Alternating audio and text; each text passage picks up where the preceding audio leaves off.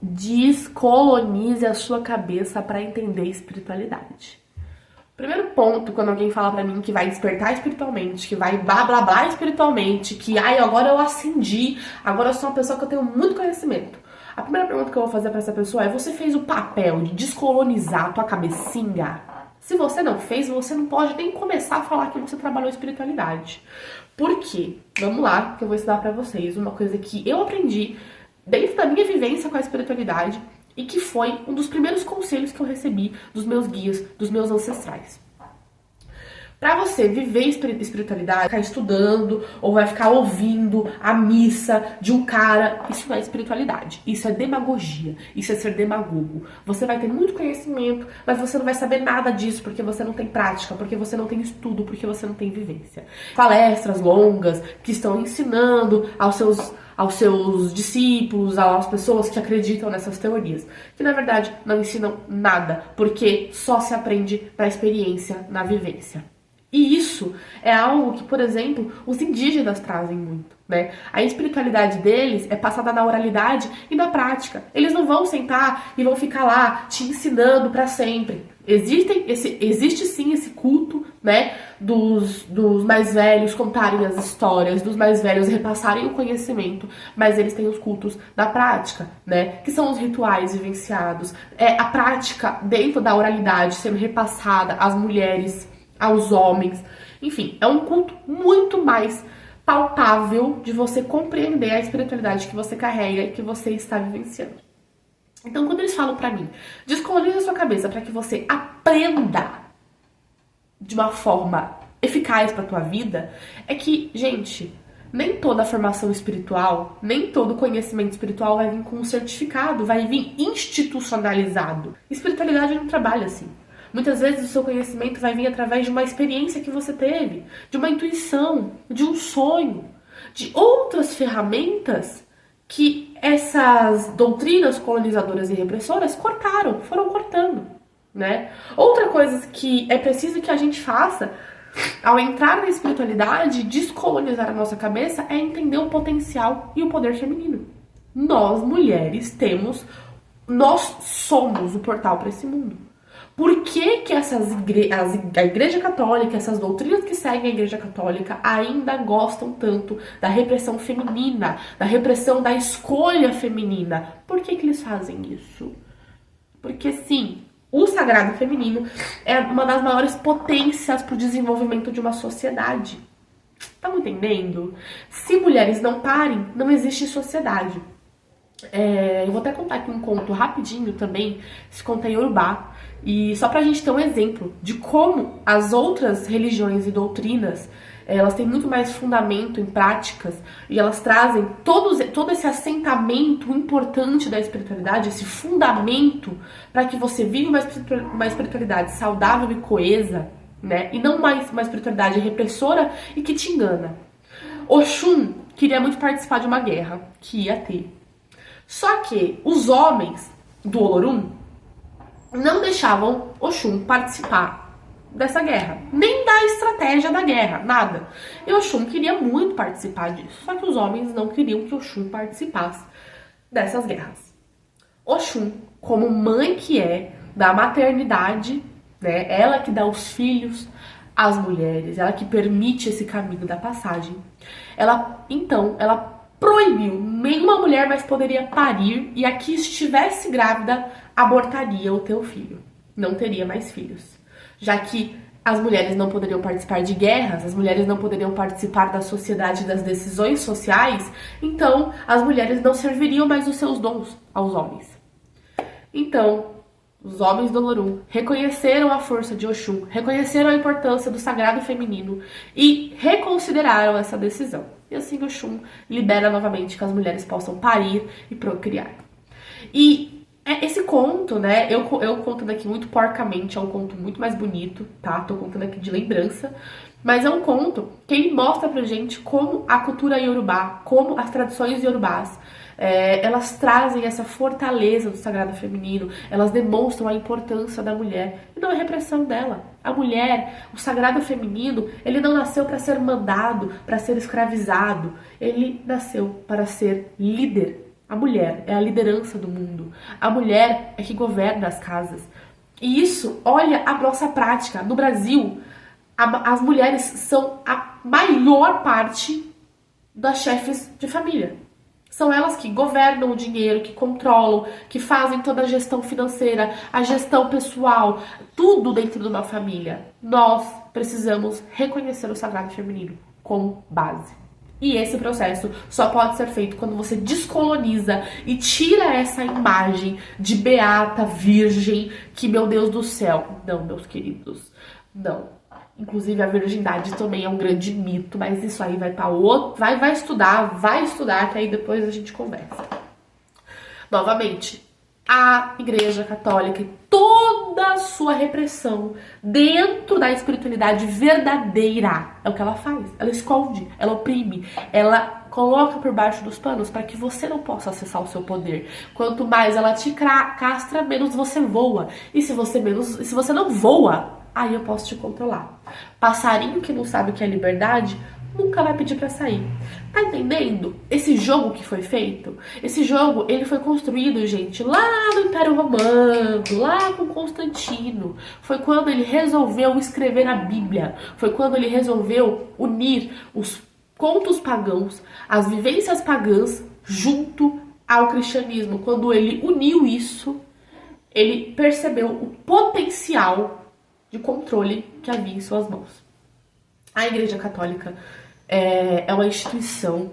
Eu não considero nem uma religião, eu considero uma instituição política, porque tudo que a Igreja Católica fez até hoje foi exatamente o que a política faz: roubar, mentir e esconder. Fora isso, não vejo nenhum benefício dentro desse rito.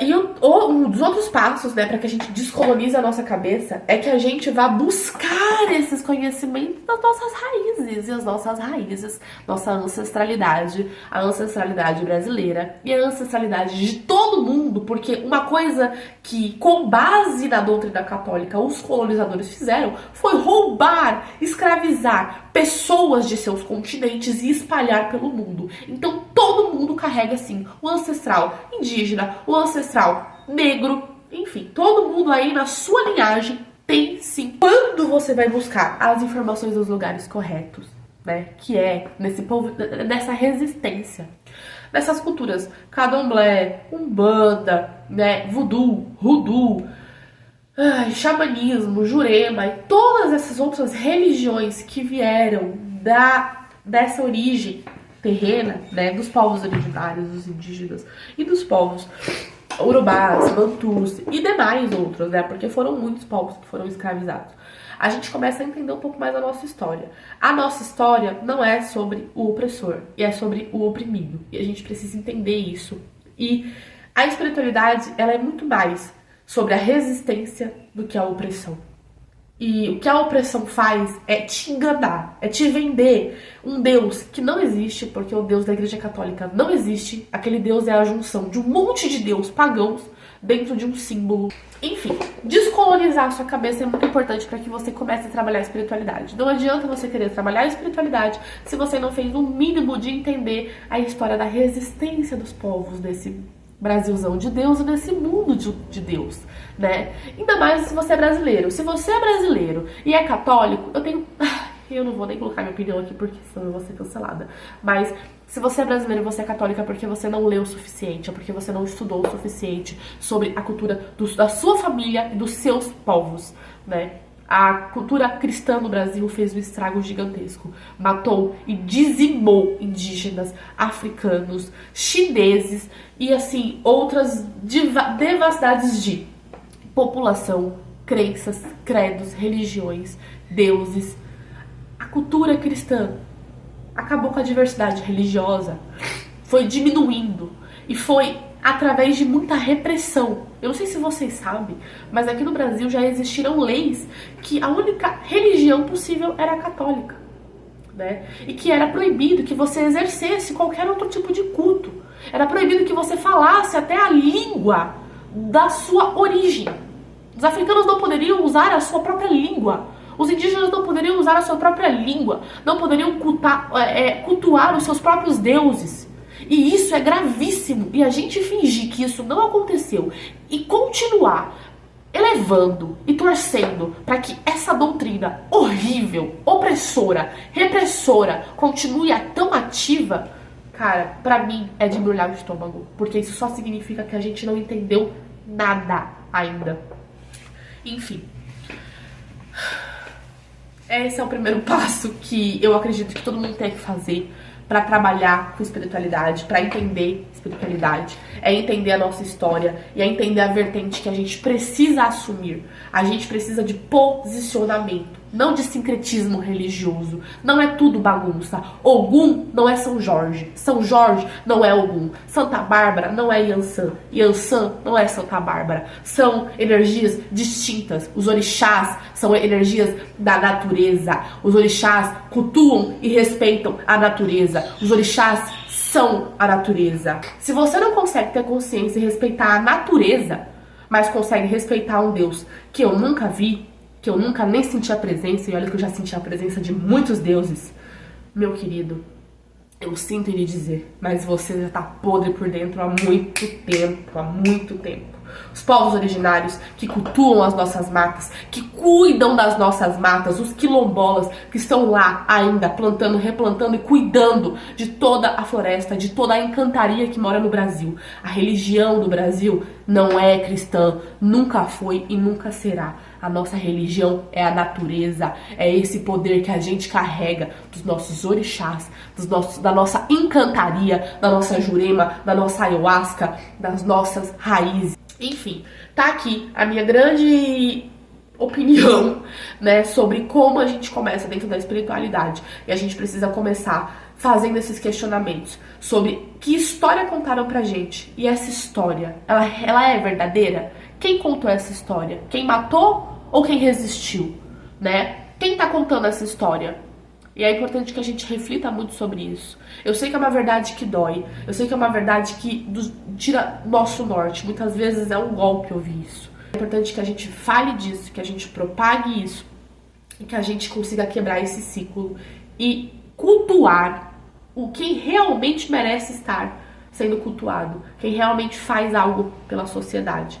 Quem realmente fez algo pela nossa sociedade. Né? Graças a Deus eu nasci brasileira, graças a Deus a minha ancestralidade é uma ancestralidade que vem de muitos lugares, né? Graças a Deus os mestres que me acompanham, os guias que me acompanham são pessoas desencarnadas, mas são pessoas que conseguem me trazer essa consciência, que conseguem me fazer estudar a história do meu país, a história da nossa terra também, né?